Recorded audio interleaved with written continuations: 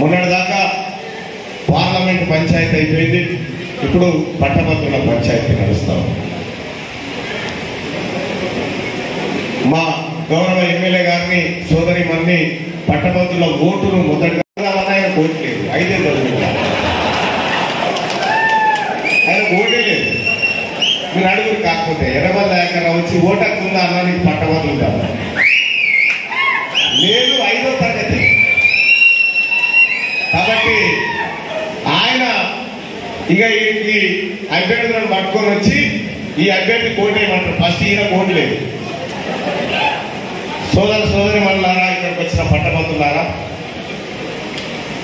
పాలకుర్తి గడ్డ విముక్తి పొందింది. ఇలా మీ అందరి కళ్ళల్లో సంతోషం ఆనందం చూస్తూ ఉంటే ఏదో సంఖ్యలు జరిగిపోయినాయి మొత్తం పాలకుర్తి అనేటువంటి ఒక మంచి వాతావరణం కనిపిస్తా ఉంది.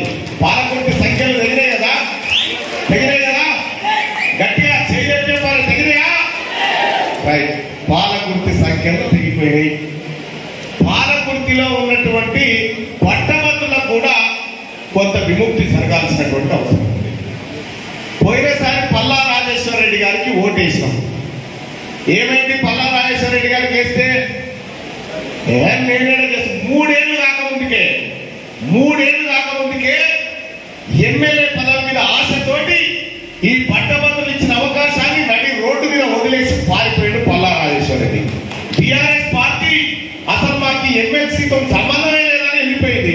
వెళ్ళిపోయిన తర్వాత ఇక చాలా మందిని అడిగారు, నువ్వు పోటీ చేస్తావా అని. ఎవ్వరు ముందుకు రాలే. ఎవ్వరు ముందుకు రాకపోతే పాపం ఆ పిల్లగాన్ని పట్టుకొచ్చారు బలీకా బక్రా. ఈగాడ నిలబెడితే ఎర్రబల్ దయాకర్రావు ఏమని వర్ణించాలి పట్టభద్రుల గురించి, కేటీ రామారావు ఏమని వర్ణించాలి, ఏం వర్ణించడానికి కూడా లేదు. కానీ కాదు మీరు అంతే నిలబడుతున్నా. గొప్ప అభ్యర్థి మీకు తెలిసి ఆయన ఎవరో మామూలు అభ్యర్థిని పెట్టలేదు. నాకు ఇంతకుముందు మా ప్రవీణ్ అన్న చెప్తుంటే ఒకటి గుర్తొచ్చింది. ఇప్పుడు మన రాకేష్ చెప్పిండు, నేను ఒకటే రోజు వరంగల్లో వివిధ కంపెనీలను పిలిపించి 692 ఉద్యోగాలు ఇచ్చిన ఒక రోజు జాబ్ మేళా పెట్టి అని చెప్పిండు రాకేష్. రేపు రాకేష్ గెలిస్తే ఇందాక ప్రవీణ్ అన్న చెప్పిన ఒక ప్రశాంత్ పాలకుర్తిని పిలుస్తాడు. అయ్యా మా వరంగల్లో ఒక 1000 ఉద్యోగాలు ఇక్కడ కంపెనీ పెట్టని చెప్తాడు. ఒక సమీర్ భాటియా దగ్గర పోతాడు, అన్నా నువ్వు రా జర మా వాళ్ళకు స్ఫూర్తినిచ్చే విధంగా ఒక ఉపన్యాసం ఇయ్యి, మా దగ్గర కూడా ఎట్లా ఐటీ ముందుకు పోవచ్చు, పిల్లలు ఎట్లా ముందుకు పోవచ్చు చెప్పు అని రిక్వెస్ట్ చేస్తాడు. ఒక సామా ఫనీ దగ్గర పోతాడు, పోయి నువ్వు రెడ్ బస్ ఎట్లా పెట్టినావు, మా వాళ్ళకు కూడా కొంత స్ఫూర్తినిచ్చే విధంగా వచ్చి మా వాళ్ళలో కూడా ఉత్సాహం నింపు అని చెప్పి వాళ్ళని పిలుచుకొస్తాడు రాకేష్ గెలిస్తే. మరి మల్లన్న అంటే ఆయన గెలిస్తే ఎవరిని పిలవాలి? ఆయన చెంచల్ కూడా జైల్లో ఆయన సీనియర్లను పిలవాలి, పిలుచుకొచ్చి మీ ముంగట కూర్చోబెట్టాలి, ఆ చిల్లర కలుతో మీకు చెప్పాలి.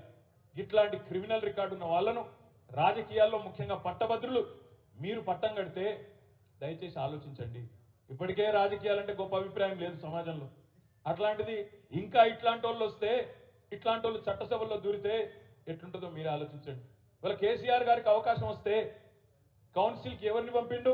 మన వరంగల్ నుంచి ఒక విద్యావంతుడు, ఒక తెలివితేటలున్న మేధావి ఇవాళ డిప్యూటీ చైర్మన్ గా గౌరవనీయులు బండా ప్రకాష్ గారిని వరంగల్ నుంచి పంపిండు. ఒక పెద్ద మనిషి 24 ఏళ్లుగా కేసీఆర్ గారితో ఉద్యమ సహచరుడుగా ఉన్న మధుసూనాచారి గారు భూపాలపల్లిలో దురదృష్టవశాత్తు స్వల్ప తేడాతో ఓటమి పాలైతే వారిని కౌన్సిల్కి పంపిండు. ఎట్లాంటి వాళ్ళని పంపిండు కేసీఆర్ కౌన్సిల్కి? వరంగల్ నుంచి ఒక మాజీ మంత్రి, సీనియర్ నాయకుడు పెద్దలు బసవరాజ్ సారయ్య గారిని కౌన్సిల్కి పంపిండు.